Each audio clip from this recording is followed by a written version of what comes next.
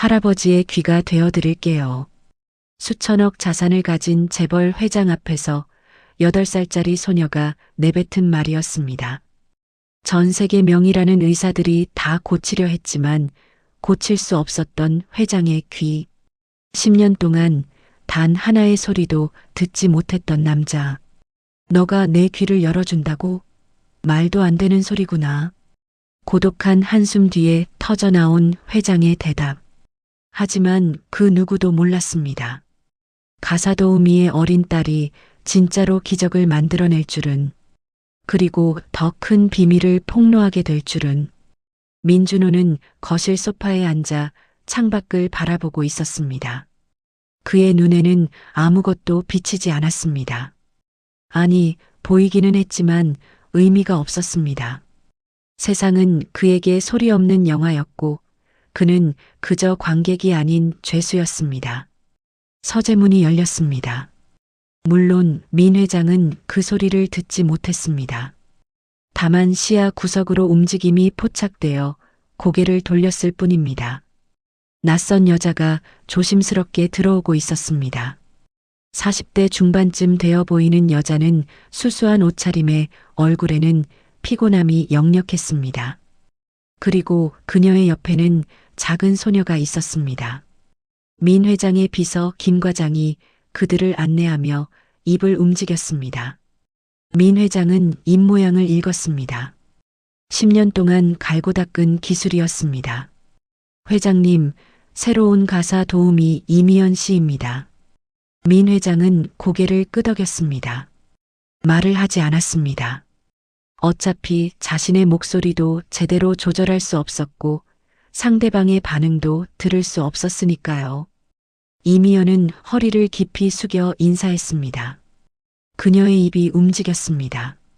안녕하세요, 회장님. 열심히 일하겠습니다. 민 회장은 또 고개를 끄덕였습니다. 그리고 이미연 옆에 작은 소녀를 보았습니다. 소녀는 호기심 가득한 눈으로 이 거대한 저택을 둘러보고 있었습니다. 김 과장이 다시 입을 움직였습니다. 이미연 씨는 혼자 사시는 분이라 따님을 데리고 출퇴근하셔야 한다고 합니다. 괜찮으시겠습니까? 민 회장은 잠시 소녀를 바라보았습니다. 8살쯤 되어 보이는 아이는 깡마른 체구에 낡은 옷을 입고 있었지만 눈만큼은 반짝반짝 빛나고 있었습니다. 민 회장은 손을 들어 괜찮다는 제스처를 했습니다. 어차피 그에게는 아이의 소음도 들리지 않을 테니까요. 그날 오후 민 회장은 서재에서 서류를 검토하고 있었습니다. 사실 검토라기보다는 그저 종이를 넘기고 있을 뿐이었습니다. 글자는 보였지만 의미는 들어오지 않았습니다. 10년 동안 그는 이렇게 살아왔습니다. 그저 살아있을 뿐 살아가지는 않았습니다. 그때였습니다. 저기요. 민 회장은 깜짝 놀라 고개를 들었습니다. 문가에 작은 소녀가 서 있었습니다. 이미연의 딸 보리였습니다. 하지만 놀란 이유는 소녀가 갑자기 나타나서가 아니었습니다. 지금 소리가 들렸나? 민 회장은 자신의 귀를 의심했습니다. 10년 만에 처음이었습니다. 누군가의 목소리가 귀에 닿은 것이 말입니다. 보리는 민 회장이 자신을 보고 있자 환하게 웃으며 다시 말했습니다. 안녕하세요. 저는 보리예요. 할아버지, 이 집 정말 크네요. 또 들렸습니다. 선명하게 맑고 밝은 목소리가 민 회장의 고막을 진동시켰습니다. 민 회장은 입을 벌렸다가 다물었습니다. 믿을 수가 없었습니다.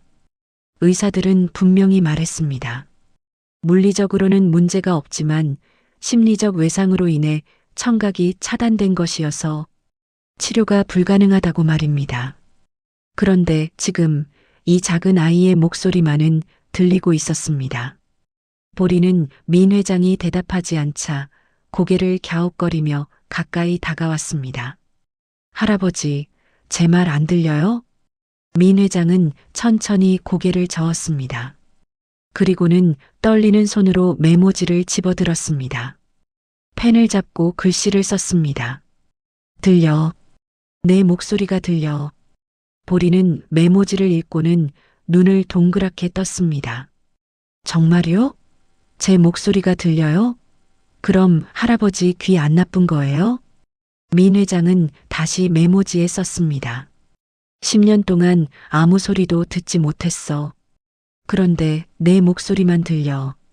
왜 그런지 모르겠구나. 보리는 잠시 생각하더니 활짝 웃었습니다. 그럼 제가 할아버지 귀예요. 저는 할아버지의 특별한 귀. 헤헤. 민 회장은 그 순간 이상한 감정을 느꼈습니다. 10년 동안 얼어붙었던 가슴 한구석이 조금씩 녹아내리는 것 같았습니다. 다음 날 민 회장은 보리를 조용히 불렀습니다. 메모지를 통해서였습니다. 보리야, 내 목소리가 들린다는 것을 다른 사람에게 말하면 안 된다. 우리만의 비밀로 해주겠니? 보리는 고개를 갸웃거렸습니다. 왜요? 할아버지 귀 나은 거 좋은 일인데요. 민 회장은 잠시 망설이다가 다시 펜을 들었습니다. 복잡한 사정이 있단다.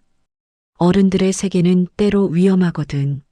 만약 내가 내 목소리를 듣는다는 걸 다른 사람들이 알면 너와 내 엄마가 위험해질 수도 있어. 사실이었습니다. 민 회장은 자신을 둘러싼 위협을 알고 있었습니다. 특히 최전무. 그는 10년 동안 호시탐탐 회사를 차지할 기회를 노리고 있었습니다. 만약 민 회장이 회복의 조짐을 보인다면 최 전무는 더욱 교묘한 방법으로 자신을 제거하려 할 것입니다. 보리는 심각한 표정으로 고개를 끄덕였습니다. 알았어요. 우리만의 비밀. 저 비밀 잘 지켜요. 한 번도 비밀 말한 적 없어요. 민 회장은 웃음을 지었습니다. 10년 만에 처음 짓는 진짜 웃음이었습니다. 그 후로 일주일이 흘렀습니다. 민 회장은 매일 보리와 시간을 보냈습니다. 보리는 학교에서 있었던 일을 이야기해 주었고 민 회장은 메모지로 대답했습니다. 할아버지, 오늘 급식에 떡볶이 나왔어요. 엄청 매웠는데 저는 다 먹었어요. 민 회장은 메모지에 썼습니다. 매운 건 조금씩 먹어야 한단다. 할아버지는 떡볶이 좋아하세요? 어렸을 때는 좋아했지. 근데 먹어본 지가 오래됐구나. 그럼 제가 언젠가 할아버지한테 떡볶이 만들어 드릴게요. 엄마가 떡볶이 잘 만들어요. 이런 사소한 대화가 민 회장에게는 생명줄 같았습니다. 10년 동안 그는 말을 잃었고 동시에 사람도 잃었습니다. 사람들은 그를 불쌍히 여기거나 무시하거나 이용하려고만 했습니다. 하지만 보리는 달랐습니다. 보리는 그저 민 회장을 할아버지로 대했습니다. 귀가 들리든 안 들리든 상관없이 그냥 이야기를 나누고 싶어 하는 친구처럼. 그런데 어느 날 보리가 특이한 이야기를 했습니다. 할아버지, 저는 할아버지 목소리는 못 들어봤어요. 할아버지는 왜 말 안 해요? 민 회장은 잠시 멈칫했습니다. 그리고 메모지에 썼습니다.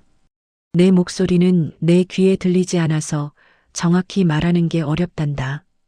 크기도 잘 모르고 제대로 발음되는지도 모르거든. 보리는 고개를 끄덕이더니 말했습니다. 그래도 저는 할아버지 목소리 듣고 싶어요. 할아버지도 제 목소리 들리잖아요. 그럼 저한테는 말해줘도 되잖아요? 민 회장은 망설였습니다. 하지만 보리의 반짝이는 눈을 보자 거절할 수가 없었습니다. 보리. 목소리가 나왔습니다. 10년 만에 내는 목소리는 쉰 소리였고 떨렸습니다. 하지만 분명 목소리였습니다. 보리는 환하게 웃었습니다. 우와, 할아버지 목소리 들렸어요. 좋아요, 할아버지 목소리. 민 회장은 가슴이 뭉클해졌습니다. 누군가 자신의 목소리를 좋다고 해준 것이 얼마만인가요? 그러나 민 회장의 일상에 작은 빛이 생기는 동안 어둠도 함께 짙어지고 있었습니다. 최 전무는 최근 민 회장의 변화를 예의주시하고 있었습니다. 민 회장이 서재에서 나오는 횟수가 늘었고 표정도 전보다 밝아 보였습니다.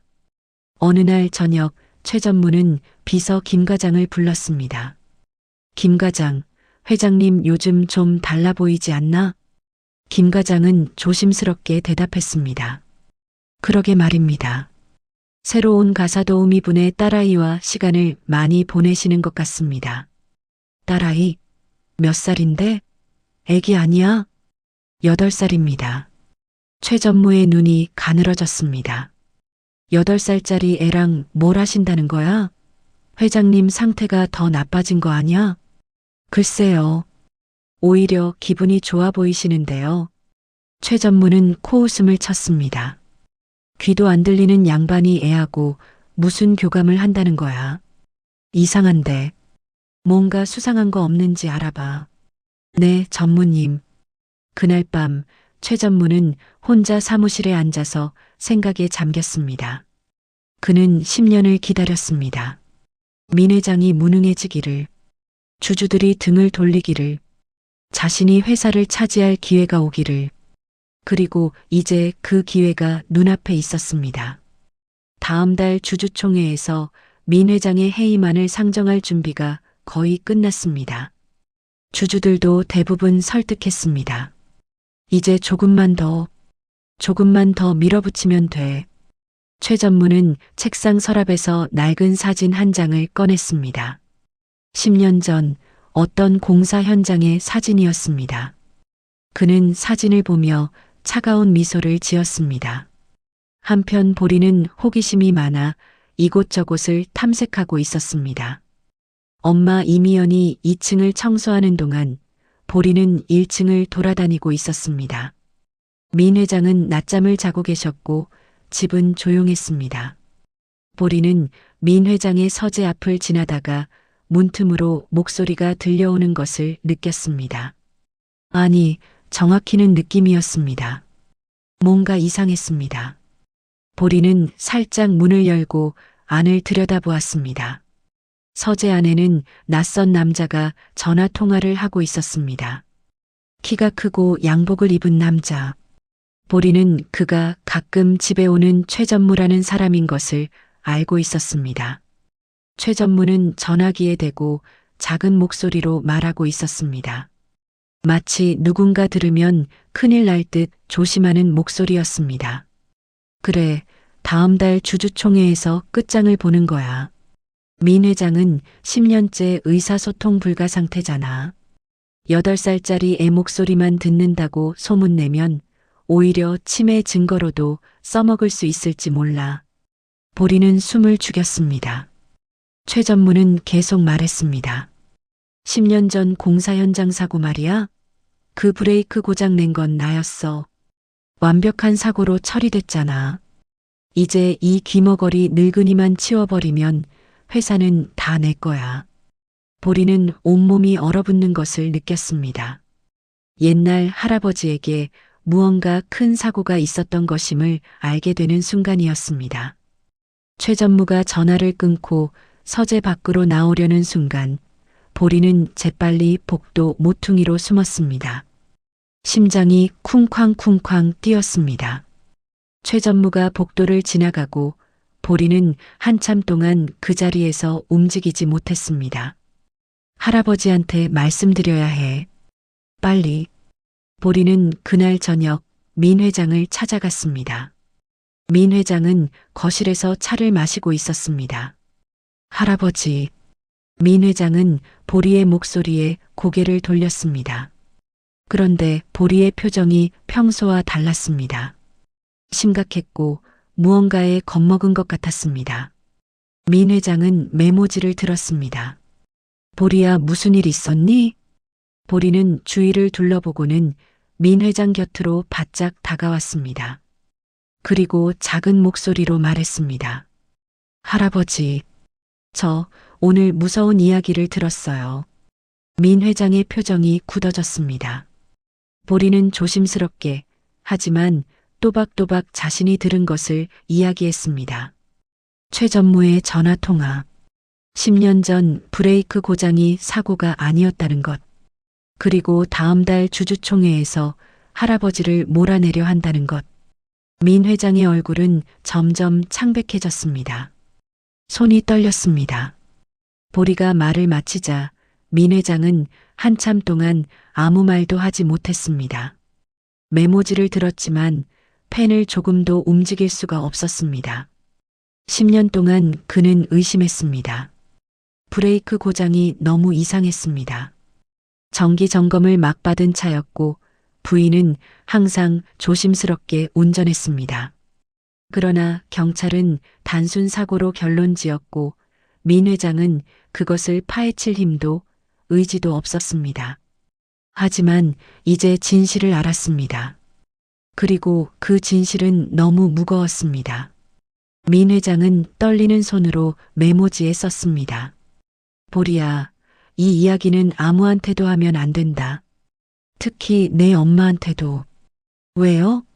경찰한테 말해야 하는 거 아니에요? 증거가 없잖니. 네가 우연히 들은 이야기만으로는 부족해. 그리고 최 전무는 굉장히 위험한 사람이야. 만약 그가 네가 알고 있다는 걸 눈치채면 너와 내 엄마가 위험해질 수 있어. 보리는 겁에 질린 표정이 되었습니다. 할아버지, 그럼 어떡해요? 민 회장은 잠시 생각했습니다. 그리고 메모지에 썼습니다.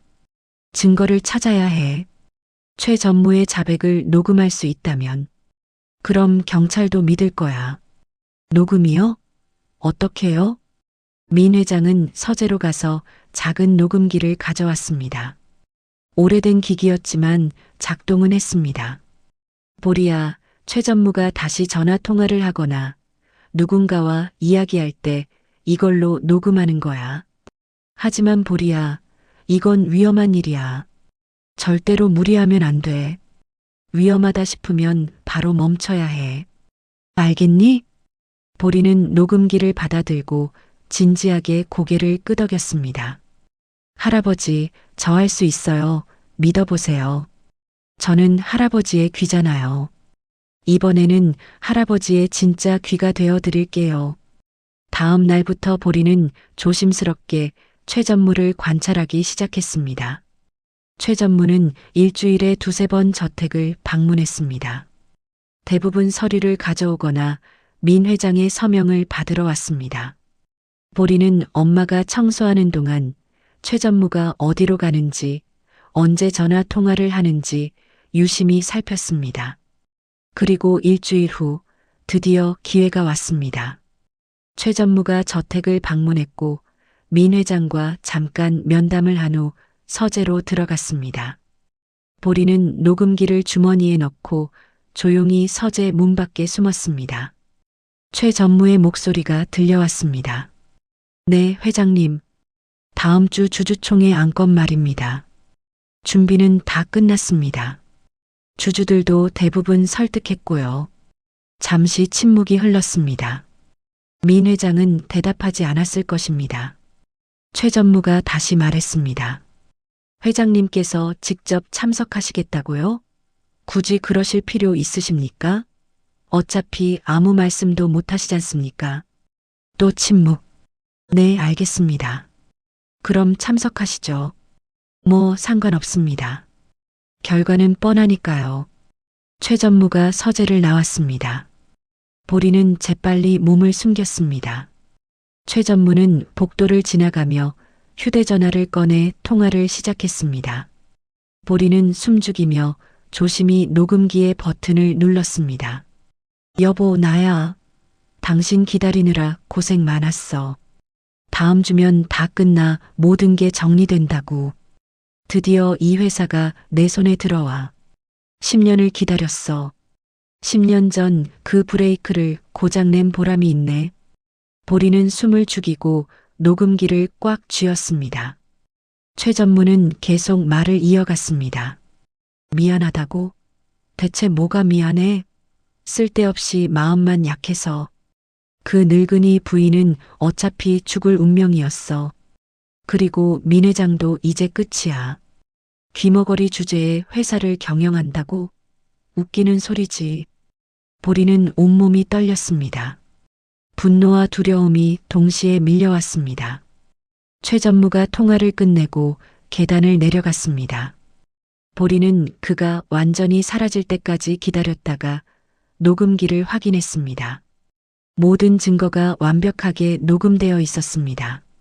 보리는 달려가서 민 회장을 찾았습니다. 할아버지, 했어요. 녹음했어요. 민 회장은 보리의 손에 들린 녹음기를 보고 눈을 크게 떴습니다. 보리는 녹음기를 재생했습니다. 최 전무의 목소리가 흘러나왔습니다. 민 회장은 물론 들을 수 없었지만 보리가 설명해 주었습니다. 할아버지, 여기에 다 들어있어요. 10년 전 브레이크를 고장냈다는 것도, 주주총회에서 할아버지를 몰아내려 한다는 것도요. 민 회장의 눈에 눈물이 고였습니다. 그는 보리를 꽉 안아주었습니다. 10년 만에 누군가를 안아본 것이었습니다. 하지만 기쁨은 오래가지 않았습니다. 그날 저녁 최 전무가 다시 저택을 방문했습니다. 예고도 없이, 그리고 혼자가 아니었습니다. 2명의 경호원을 동반했습니다. 최 전무는 민 회장의 거실에 들어섰습니다. 그의 얼굴에는 차가운 미소가 번져 있었습니다. 회장님, 죄송합니다만 급한 일이 생겼습니다. 주주총회가 내일로 앞당겨졌습니다. 주주들의 요청이 있어 어쩔 수가 없었네요. 회장님껜 죄송하게 됐습니다. 민 회장은 당황한 표정으로 최 전무를 바라보았습니다. 최 전무는 계속 말했습니다. 그리고 회장님, 한 가지 더 말씀드릴 게 있습니다. 오늘부로 가사 도우미와 그 딸은 해고입니다. 민 회장은 급하게 메모지에 썼습니다. 왜? 무슨 이유로? 최 전무는 메모지를 보더니 비웃었습니다. 이유요? 회장님께서 8살짜리 아이와 과도하게 친밀한 관계를 유지하고 계신다는 소문이 있습니다. 이는 회사 이미지에 좋지 않습니다. 그리고 최 전무는 목소리를 낮추었습니다. 저 아이가 제 사무실 근처를 자꾸 어슬렁거린다는 보고를 받았습니다. 무언가를 캐려는 것 같던데요? 회장님, 혹시 무슨 생각을 하고 계신 겁니까? 민 회장의 얼굴이 굳어졌습니다. 최 전무는 경호원들에게 신호를 보냈습니다. 도우미와 그 아이를 이리로 데려오도록 해. 오늘 당장 이 집에서 내보내야겠어. 경호원들이 움직이기 시작했습니다. 민 회장은 일어서서 그들을 막으려 했지만 최 전무가 그의 팔을 세게 붙잡았습니다. 회장님, 진정하세요. 이건 회사를 위한 결정입니다. 회장님도 내일 주주총회에 참석하셔야 할 텐데 오늘은 푹 쉬시는 게 좋을 겁니다. 2층에서 비명소리가 들렸습니다. 도우미 이미연의 목소리였습니다. 뭐 하는 짓이에요? 우리 보리한테서 손 떼요. 경호원들이 이미연과 보리를 끌고 내려왔습니다. 보리는 오열하며 울고 있었습니다. 할아버지, 할아버지. 민 회장은 보리의 목소리를 똑똑히 들을 수 있었습니다. 하지만 아무것도 할 수가 없었습니다. 지금 이 순간 그는 그저 무력한 노인일 뿐이었습니다. 최 전무가 민 회장의 귓가에 나지막히 속삭였습니다. 물론 민 회장은 들을 수 없었지만 오히려 최 전무는 그것을 즐겼습니다. 10년 전에도 당신은 아무것도 못했죠. 사모님을 구하지 못하셨잖아요. 이번에도 마찬가지입니다. 이제 내일이면 모든 게 끝납니다. 이미영과 보리는 저택 밖으로 끌려나갔습니다. 민 회장은 무릎이 꺾여 바닥에 주저앉았습니다. 녹음기는 보리의 주머니 안에 있었습니다. 유일한 증거와 함께 보리도 사라졌습니다. 저택에서 쫓겨난 이미영과 보리는 밤늦게 집으로 돌아왔습니다. 이미영과 보리는 반지하 집으로 돌아왔습니다. 곰팡이 냄새가 희미하게 나는 좁은 공간. 민 회장 저택의 화장실만한 크기였습니다. 이미연은 가방을 던지듯 내려놓고 주저앉았습니다. 얼굴에는 피곤함과 분노, 그리고 절망이 뒤섞여 있었습니다. 엄마, 보리가 조심스럽게 불렀지만 이미연은 듣지 못하는 사람처럼 대답하지 않았습니다. 그저 두 손으로 얼굴을 감싼 채 깊은 한숨만 내쉬었습니다. 보리는 엄마 옆에 조용히 앉았습니다. 한참을 그렇게 침묵이 흘렀습니다. 이미연이 먼저 입을 열었습니다. 보리야. 응, 엄마. 미안해. 엄마가 좋은 직장 하나 제대로 못 지켜서. 엄마 잘못 아니야. 나 때문이잖아. 이미연은 고개를 저었습니다. 아니야. 엄마 잘못이야. 엄마가 더 조심했어야 했어. 재벌집에서 일하는 게 얼마나 위험한지 알았어야 했는데. 보리는 엄마의 손을 꼭 잡았습니다. 엄마, 근데 있잖아. 나 할아버지한테 할 말이 있어. 보리야, 그만해. 이제 우리랑 상관없는 사람들이야. 빨리 잊어버리는 게 좋아. 아니야. 할아버지는 위험해. 우리가 도와줘야 해. 이미연은 지친 표정으로 보리를 바라보았습니다. 보리야, 엄마도 알아. 회장님은 참 좋은 분이시라는 거. 엄마도 보리만큼이나 잘 알고 있어. 그래도 이젠 다 잊어야 해. 엄마, 들어봐. 중요한 얘기야. 보리의 목소리에는 절박함이 묻어났습니다. 이미연은 한숨을 쉬며 알았다는 듯 고개를 끄덕였습니다. 좋아. 말해봐. 보리는 아이답지 않은 긴 심호흡을 했습니다. 그리고 조심스럽게 입을 열었습니다. 엄마, 사실은 있잖아. 할아버지가 내 목소리를 들을 수 있어. 이미연은 눈을 크게 깜빡였습니다. 뭐라고? 엄마, 할아버지가 내 목소리만은 들을 수 있다니까. 다른 사람 목소리는 안 들리는데 내 목소리만 들으셔. 이미연의 표정이 굳어졌습니다. 보리야, 그게 무슨... 진짜야, 엄마. 처음에 나도 놀랐어. 근데 할아버지가 메모지에 써줬어. 10년 만에 처음으로 들리는 목소리라고.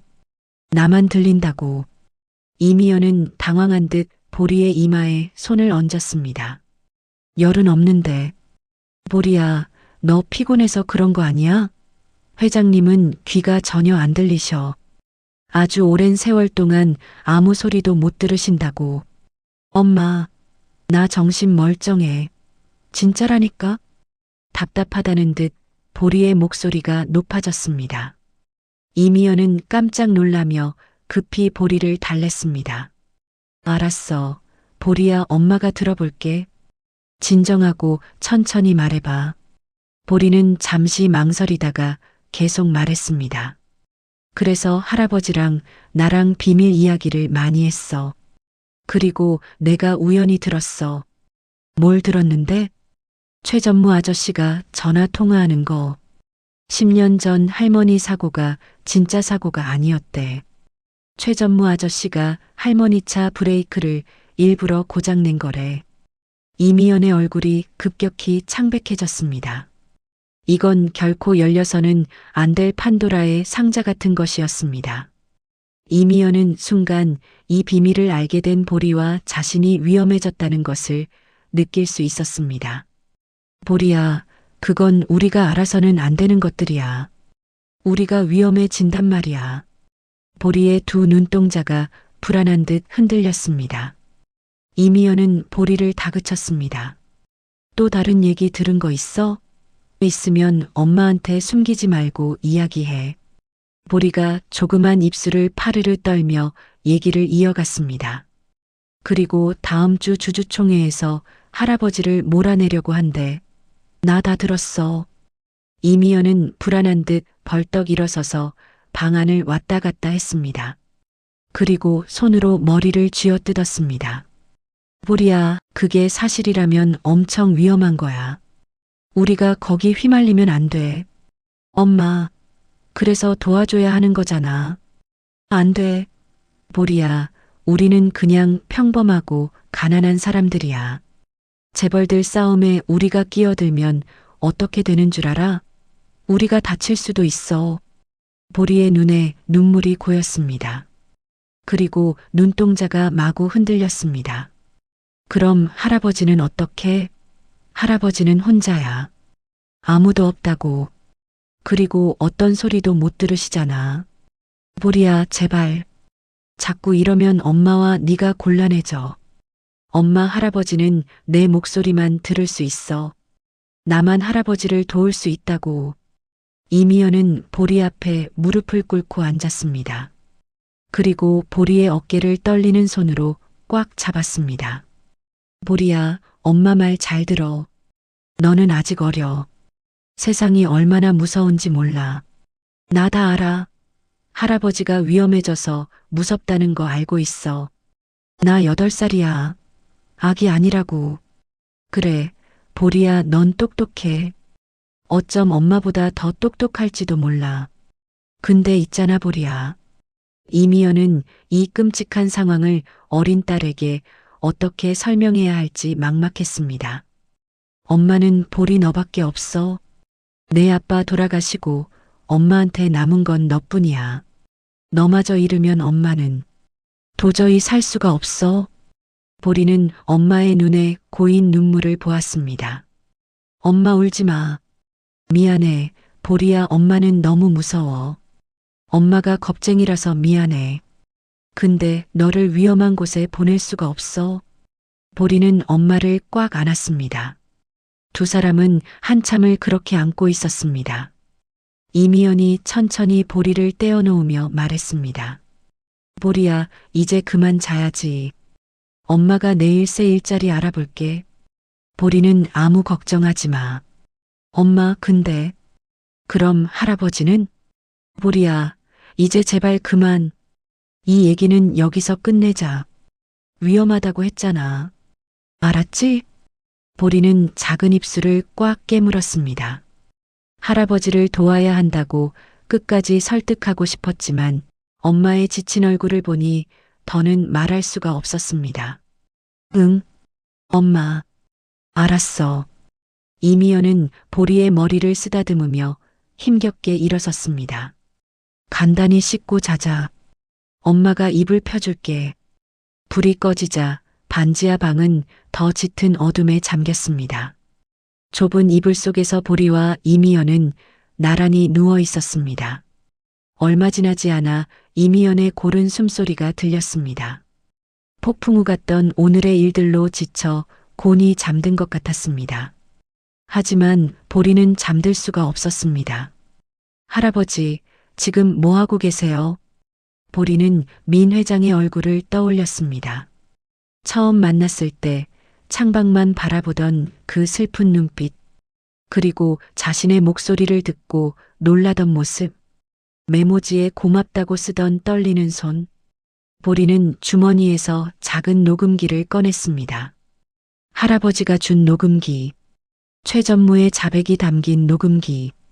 이게 있으면 할아버지를 도울 수 있어. 보리는 녹음기를 꽉 쥐었습니다. 그때 옆에서 이미연이 뒤척였습니다. 보리는 재빨리 녹음기를 이불 속에 숨겼습니다. 이미연의 목소리가 들렸습니다. 보리야, 아직 안 자니? 응. 엄마. 잠이 안 와. 이미연은 크게 한숨을 쉬었습니다. 그리고 나지막히 말했습니다. 보리야, 너 회장님 목소리 들리는 거 진짜야? 보리는 깜짝 놀라 엄마를 바라보았습니다. 어둠 속에서 엄마의 표정은 잘 보이지 않았습니다. 응, 진짜야, 엄마. 긴 침묵이 흘렀습니다. 이미연이 다시 물었습니다. 그리고 최전무가 한 말도 10년 전 사고가 아니었다는 것도? 응, 진짜야, 엄마. 나 직접 들었어. 그리고 녹음도 했어. 녹음? 어떻게 녹음을 해? 할아버지가 녹음기 줬어.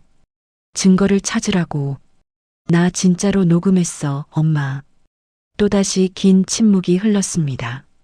이미연이 천천히 일어나 앉았습니다. 그 녹음기 보여줄 수 있니? 보리는 호주머니에서 녹음기를 꺼내 엄마에게 건넸습니다. 녹음기를 받아든 이미연은 떨리는 손으로 재생 버튼을 눌렀습니다.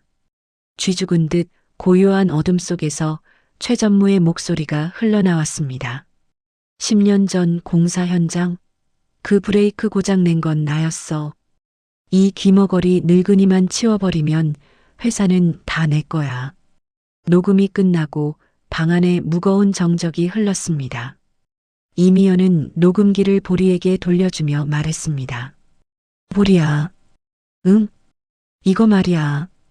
이거 정말 위험한 거야. 보리도 악이 아니니까 다 알지? 응, 다 알아.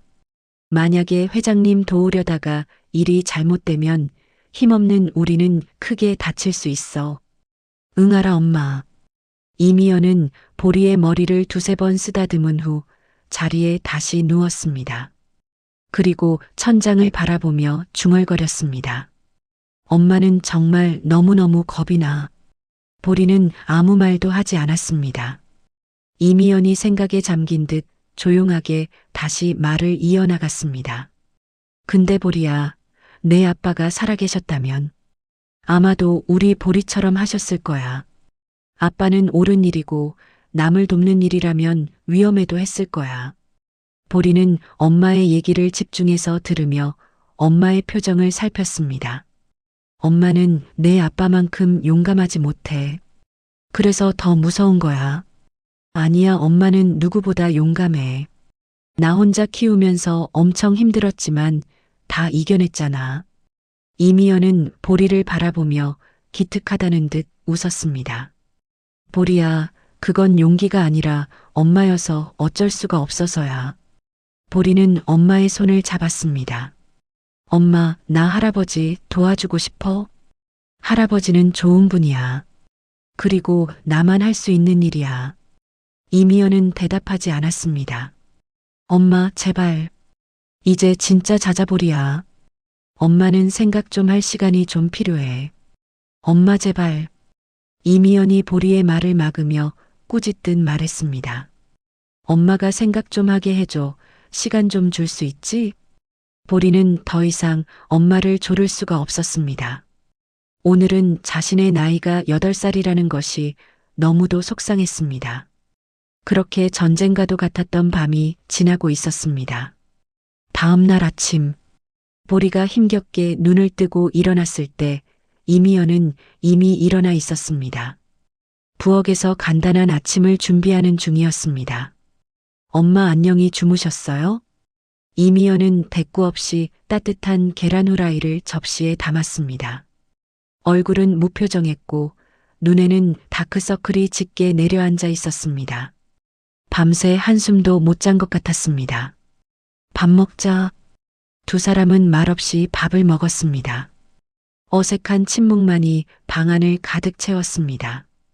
보리는 몇 번이고 엄마에게 말을 걸고 싶었지만 차마 입이 떨어지지 않았습니다. 밥을 다 먹고 이미연이 일어섰습니다. 엄마, 오늘 일자리 알아보러 나갔다 올게. 보리, 너는 위험할 수 있으니까 얌전히 집에 있어. 엄마, 나 할아버지한테 잠깐 다녀오면 안 돼? 보리, 너 진짜 이럴래? 이미연의 목소리는 단호했습니다. 엄마가 돌아올 때까지 집에 있어. 엄마랑 약속해.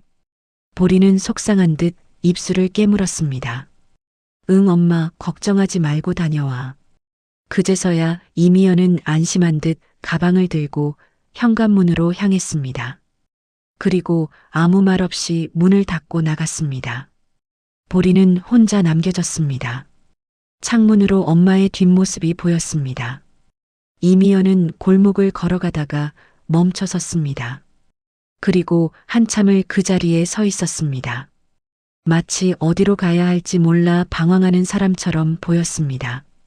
그리고는 천천히 다시 걸어갔습니다. 엄마가 어느 쪽으로 가는지 보리는 알 수 없었습니다.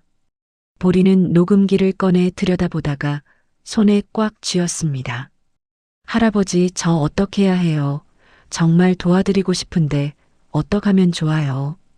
주주총회까지 남은 시간은 단 하루. 오늘이 지나면 할아버지는 모든 것을 잃게 됩니다. 엄마가 자신을 도와줄지 아니면 막을지 보리는 알 수 없었습니다. 그리고 그 불확실성이 보리의 어린 가슴을 짓눌렀습니다. 반지하 방의 높은 창 밖으로 파란 하늘이 보였습니다.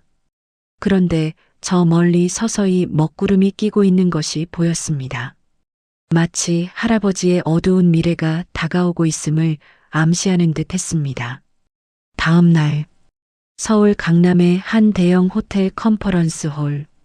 주주총회는 오후 3시에 시작될 예정이었습니다. 홀 안에는 수십 명의 주주들이 모여 있었고 기자들도 몇몇 보였습니다. 민 회장은 회의장 뒤편 구석에 조용히 앉아 있었습니다. 그의 얼굴은 창백했고 눈에는 생기가 없었습니다. 최 전무는 단상에 올라 의기양양하게 마이크를 잡았습니다. 주주 여러분, 오늘 이 자리에 모여주셔서 감사합니다. 오늘 우리는 매우 중대한 안건을 논의하게 되었습니다. 바로 민준호 회장의 해임에 관한 건입니다. 회의장이 술렁거렸습니다. 최 전무는 계속 말했습니다. 민 회장님은 10년 전 교통사고 이후 시민성 난청으로 의사소통이 불가능한 상태입니다. 이사회 회의에도 참석하지 못하시고 경영 결정도 내리지 못하십니다. 우리 회사는 지난 10년 동안 사실상 리더십 공백 상태였습니다. 주주들이 고개를 끄덕였습니다. 최 전무는 거세게 목소리를 높였습니다. 더욱 심각한 것은 최근 민 회장님께서 8살짜리 여자아이의 목소리만 듣는다는 이상행동을 보이셨다는 것입니다. 이는 명백한 인지기능 저하의 증거입니다. 회의장이 다시 술렁거렸습니다. 몇몇 주주들은 놀란 표정으로 민 회장을 바라보았습니다. 민 회장은 그들의 따가운 시선을 온몸으로 느꼈습니다. 하지만 아무 소리도 들리지 않았습니다. 그저 수많은 입술들이 분주하게 움직이는 것만이 보였습니다. 최 전무는 승리자의 미소를 지으며 말했습니다. 물론 민 회장님께 이 자리에서 소명할 기회를 드리고 싶습니다. 회장님, 혹시 하실 말씀이 있으십니까? 모든 시선이 민 회장에게 쏠렸습니다. 민 회장은 천천히 일어섰습니다. 하지만 그는 아무 말도 하지 않았습니다. 어떤 말도 입에서 나오지 않았습니다. 최 전무는 동정하는 듯한 표정을 지었습니다. 보시다시피 회장님은 아무 말씀도 하실 수 없습니다. 그렇다면 이제 투표를 시작하겠습니다. 민준호 회장 해임에 찬성하시는 분은 바로 그때였습니다. 회의장 문이 벌컥 열렸습니다. 잠깐만요. 모든 사람이 문 쪽을 돌아보았습니다. 이미연이 숨을 헐떡이며 달려들어왔습니다. 그녀의 손에는 작은 녹음기가 들려 있었습니다. 최 전무의 얼굴이 차갑게 굳어졌습니다. 당신이 왜 여기 있어? 경비는 뭐 하는 거야? 이미연은 최 전무를 무시하고 급히 민 회장에게 달려갔습니다. 회장님, 이거예요. 보리가 회장님께 꼭 전해드리라고 했어요. 민 회장은 떨리는 손으로 녹음기를 받았습니다. 그의 눈에 희망의 빛이 돌아왔습니다. 최 전무가 소리쳤습니다.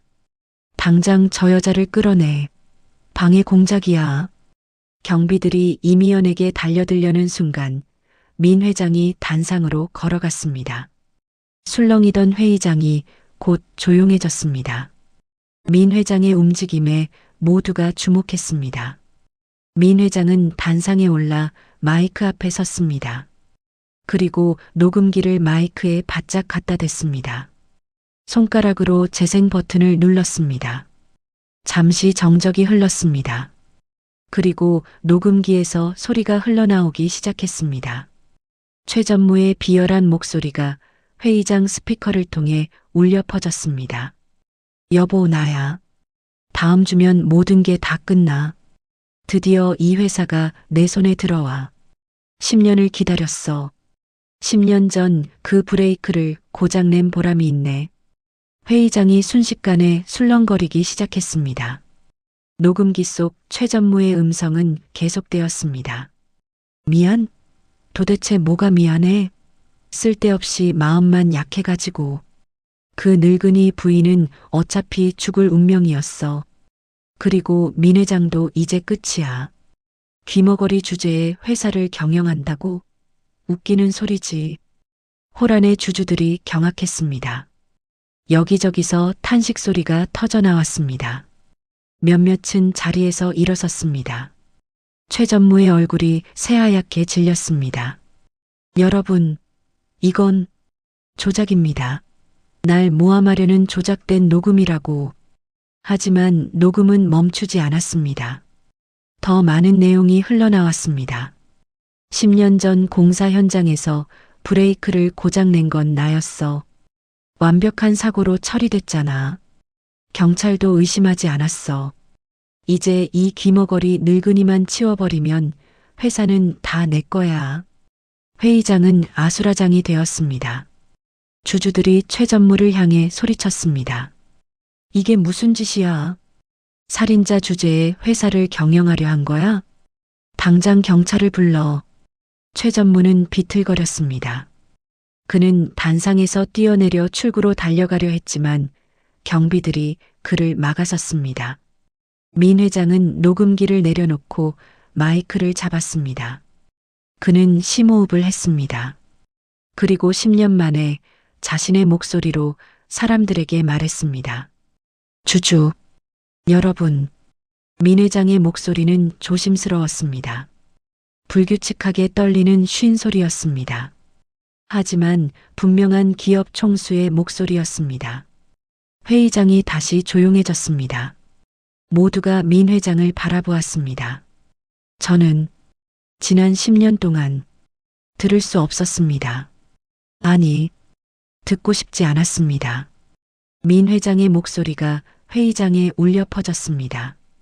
제 아내가 마지막으로 남긴 비명을 차마 잊을 수가 없었습니다. 그래서 모든 소리를 거부했습니다. 그렇게 저는 지난 10년간 세상과 단절했습니다.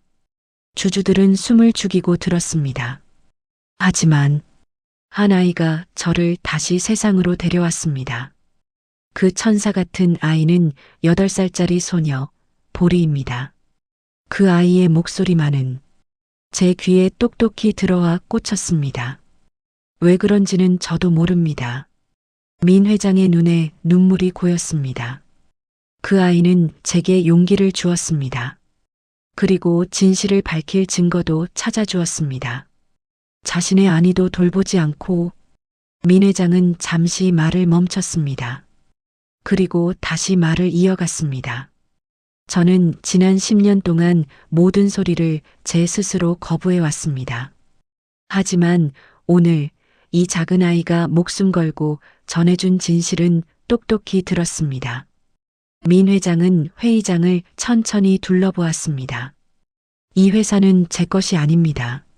함께 회사를 일궈낸 제 아내의 것이고 용기를 내준 보리의 것이고 그리고 여러분 모두의 것입니다.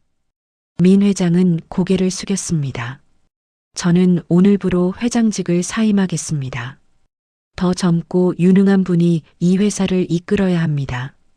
하지만 그 전에 진실만큼은 밝히고 떠나겠습니다. 회의장 뒤편에서 경찰들이 들어왔습니다. 이미연이 미리 연락해 둔 것이었습니다.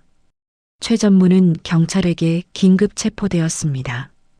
그는 끌려가면서도 소리쳤습니다. 조작이야. 다 조작이라고. 나는 억울해. 억울하다고. 하지만 그의 목소리는 점점 멀어져 갔습니다. 민 회장은 천천히 단상에서 내려왔습니다. 주주들이 그에게 다가왔습니다. 누군가 그의 손을 잡았습니다. 누군가는 어깨를 두드렸습니다. 하지만 민 회장은 그들의 목소리를 들을 수 없었습니다. 여전히 세상의 소리는 그에게 닿지 않았습니다. 그는 회의장을 나섰습니다. 복도는 텅 비어 있었습니다. 민 회장이 호텔 로비로 내려왔을 때 그는 긴 의자에 앉아 있는 작은 아이를 발견했습니다. 보리였습니다. 보리는 엄마 품에 안겨 있었습니다. 얼굴에는 눈물 자국이 있었지만 민 회장을 보자 금세 환하게 웃었습니다. 할아버지, 민 회장은 보리의 목소리를 들었습니다. 맑고 밝은 그 목소리가 다시 한번 그의 귀에 닿았습니다. 보리가 민 회장에게 달려왔습니다. 민 회장은 무릎을 꿇고 보리를 꼭 안아주었습니다. 할아버지, 제가 해냈어요. 녹음기 엄마한테 전해드렸어요. 민 회장은 고개를 끄덕였습니다. 그리고 쉰 목소리로 또박또박 말했습니다. 고마워. 보리야, 네가 날 구해줬구나. 보리는 민 회장의 품에서 고개를 들었습니다. 할아버지, 이제 다른 사람들 목소리도 들려요? 민 회장은 고개를 저었습니다. 아니, 여전히 내 목소리만 들려. 보리는 잠시 생각하더니 말했습니다. 괜찮아요. 제가 할아버지 귀가 되어 드릴게요. 평생요. 민 회장은 웃었습니다. 진심으로 웃었습니다. 그때 이미연이 조용히 다가왔습니다. 그녀는 민 회장에게 깊이 고개 숙여 인사했습니다. 회장님, 정말 죄송합니다. 저희 때문에 고생하셨어요. 민 회장은 호주머니에서 메모지와 볼펜을 꺼내 글씨를 썼습니다. 아닙니다. 오히려 제가 감사합니다. 당신과 보리가 없었다면 저는 평생 진실을 모른 채 살았을 겁니다. 이미연은 자신의 눈에서 흐르는 눈물을 닦았습니다. 민 회장은 다시 메모지에 썼습니다. 돌아와 주시겠습니까? 집이 너무 조용합니다. 특히 보리가 없으니까요. 보리가 소리쳤습니다. 정말요? 저희 다시 할아버지 집에 가도 돼요? 민 회장은 당연하다는 듯 고개를 끄덕였습니다. 보리는 방방 뛰었습니다. 엄마, 우리 다시 할아버지 집에 간대. 이미연은 민 회장에게 다시 한번 고개를 숙였습니다. 감사합니다, 회장님. 이제 민 회장은 회장직에서 물러났습니다. 새로운 CEO가 선임되었고 회사는 안정을 되찾았습니다. 최 전무는 살인 및 살인 미수 혐의로 재판을 받고 있었습니다. 민 회장은 이제 저택에서 조용한 삶을 살고 있습니다. 하지만 이전과 달리 진짜 평화롭고 조용한 삶이었습니다. 이미연과 보리는 여전히 저택에 살고 있었습니다. 이미연은 가사 도우미라기보다는 이제 가족 같은 존재였고 보리는 민 회장의 손녀 같았습니다. 어느 봄날 오후 민 회장과 보리는 저택 거실에 앉아 있었습니다. 보리가 말했습니다. 할아버지, 오늘 학교에서 선생님이 칭찬해 주셨어요. 제가 받아쓰기에서 100점 맞았대요. 민 회장은 메모지에 썼습니다. 잘했구나. 자랑스럽다. 그리고요, 친구들이 저한테 할아버지 이야기 해달래요. 저는 세상에서 제일 멋진 할아버지가 있다고 자랑했거든요. 민 회장은 보리의 머리를 쓰다듬었습니다. 그때 문득 보리가 진지한 표정으로 물었습니다. 할아버지, 할머니는 어떤 분이셨어요? 민 회장은 잠시 멈칫했습니다. 그리고 천천히 메모지에 썼습니다. 할머니는 따뜻한 사람이었단다. 웃음소리가 참 유쾌하고 예뻤지. 마치 바람에 흔들리는 풍경 소리 같았어. 그럼 할아버지는 할머니 목소리 기억하세요? 민 회장은 고개를 끄덕였습니다. 물론이지. 지금도 기억해. 아주 선명하게. 보리는 잠시 생각하더니 말했습니다. 그럼 할머니 목소리는 할아버지한테 나쁜 기억이 아니에요. 좋은 기억이잖아요. 그런데 왜 할아버지는 그 목소리 때문에 다른 소리를 듣지 않으려고 하셨어요? 민 회장은 보리의 논리정연한 말에 깜짝 놀랐습니다. 8살짜리 아이의 질문이 전곡을 찔렀습니다. 그는 오랫동안 메모지를 바라보다가 천천히 글을 썼습니다.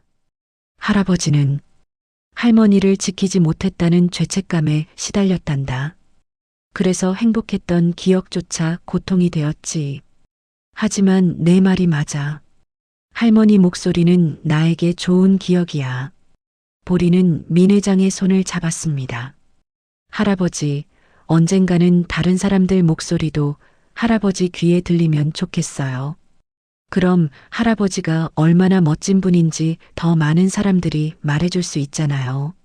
민 회장은 보리를 바라보았습니다. 그리고 쉰 목소리로 말했습니다. 언젠가는 그럴 수 있을 거야. 하지만 지금은 내 목소리만으로도 충분해. 그날 저녁 민 회장은 서재에서 오래된 상자를 꺼냈습니다. 10년 동안 열어보지 않았던 상자였습니다. 상자 안에는 아내와의 사진들이 가득했습니다. 젊은 시절의 사진, 결혼식 사진, 여행지에서 찍은 사진들. 민 회장은 사진들을 하나하나 꺼내보았습니다. 처음에는 가슴이 아팠습니다. 하지만 점점 통증보다는 따뜻함이 느껴졌습니다. 당신이 마지막으로 원했던 건 내가 고통 속에 사는 게 아니었을 거야. 민 회장은 아내의 사진에 손을 얹었습니다. 보리라는 아이를 만났어. 당신이 보리를 보낸 건가? 그 아이가 날 다시 살게 해줬어. 그때 문 밖에서 보리의 웃음소리가 들렸습니다. 이미영과 함께 저녁 준비를 하며 노래를 부르고 있는 모양이었습니다. 민 회장은 미소를 지었습니다. 그리고 조심스럽게 상자를 닫았습니다. 하지만 이번에는 깊숙이 숨기지 않았습니다. 서재 책장 위에 그냥 두었습니다. 언제든 다시 꺼내볼 수 있도록. 1년이 더 지났습니다. 보리는 이제 9살이 되었습니다. 더 많이 자랐고 더 많이 배웠습니다. 여전히 보리는 민 회장에게 그 맑은 목소리로 이야기해 주었습니다. 어느 날 민 회장은 보리를 불렀습니다. 보리야, 이리 와서 앉아보렴. 너한테 줄 선물이 있단다. 보리는 눈을 반짝였습니다. 선물이요? 무슨 선물이에요? 민 회장은 서류 봉투를 꺼냈습니다. 그리고 메모지에 썼습니다. 내 이름으로 된 교육신탁 기금이야. 대학 졸업할 때까지 학비 걱정은 하지 않아도 돼. 그리고 네가 원하는 공부를 마음껏 할 수 있어. 보리는 잠시 서류를 보다가 민 회장을 보았습니다. 할아버지, 이거 너무 큰 선물이에요. 보리야, 너는 내게 더 큰 선물을 줬어. 다시 살 이유를 줬잖니. 보리의 눈에 눈물이 고였습니다. 할아버지, 저는 할아버지가 그냥 제 곁에 계시는 게 제일 좋아요. 민 회장은 보리를 안아주었습니다. 할아버지도 보리 마음과 똑같단다. 하지만 언젠가 할아버지가 없어도 너는 잘 살아야 해. 꼭 그러겠다고 약속해 줄래? 보리는 고개를 끄덕였습니다. 약속할게요. 그런데 할아버지, 오늘 왜 이런 말씀하세요? 할아버지는 저랑 오래오래 사실 거잖아요. 민 회장은 웃었습니다. 물론이지. 할아버지는 네가 어른 되는 걸 꼭 보고 싶거든. 그로부터 몇 년이 더 흘렀습니다. 보리는 중학생이 되었습니다. 키도 많이 자랐고 목소리도 조금 변했습니다. 하지만 민 회장에게는 여전히 그 목소리가 들렸습니다. 민 회장은 이제 80대 중반이 되었습니다. 걷는 것도 느려졌고 건강도 예전만 못했습니다. 하지만 마음만큼은 평화로웠습니다. 어느 봄날 두 사람은 따사로운 햇빛이 내리는 정원에 앉아 있었습니다. 벚꽃이 흩날리고 있었습니다. 보리가 말했습니다. 할아버지, 저 오늘 학교에서 장래 희망에 대해 발표했어요. 민 회장은 메모지를 꺼냈습니다. 보리는 뭐라고 했니? 저는 청각 장애인들을 돕는 의사가 되고 싶어요. 할아버지처럼 소리를 듣지 못하는 분들이 다시 들을 수 있게 돕고 싶어요. 민 회장의 눈에 눈물이 고였습니다. 정말 우리 보리 자랑스럽구나. 보리는 민 회장의 손을 잡았습니다. 할아버지가 저한테 해주신 것처럼 저도 다른 사람들한테 희망을 주고 싶어요. 민 회장은 고개를 끄덕였습니다. 그리고 쉰 목소리로 말했습니다. 넌 이미 그렇게 하고 있어. 바람이 불었습니다. 벚꽃잎이 흩날려 두 사람 주위를 감쌌습니다. 민 회장은 눈을 감았습니다. 그리고 귀를 기울였습니다. 여전히 세상의 소리는 들리지 않았습니다. 자동차 소리도, 바람 소리도, 새 소리도. 하지만 보리의 목소리는 들렸습니다. 할아버지, 사랑해요. 그것만으로 충분했습니다. 민 회장은 미소를 지었습니다. 나도 사랑한다. 보리야. 벚꽃이 계속 흩날렸습니다. 봄은 다시 왔고 또 다시 올 것입니다. 그리고 그 봄마다 누군가의 목소리가 누군가에게 희망이 될 것입니다. 침묵 속에서도 사랑의 목소리는 언제나 들린다는 것을, 그것이 민준호와 보리가 세상에 남긴 이야기였습니다.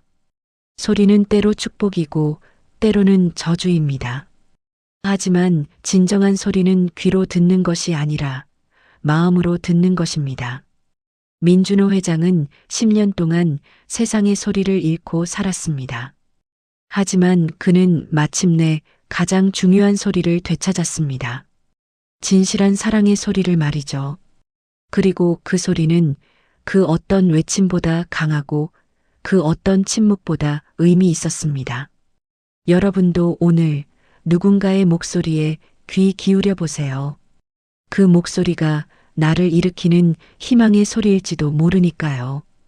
오늘 사연에 마음이 따뜻해지셨다면 댓글로 여러분의 목소리를 들려주세요. 저에겐 여러분의 댓글이 희망의 소리입니다. 다음 이야기에서 다시 만나요. 감사합니다.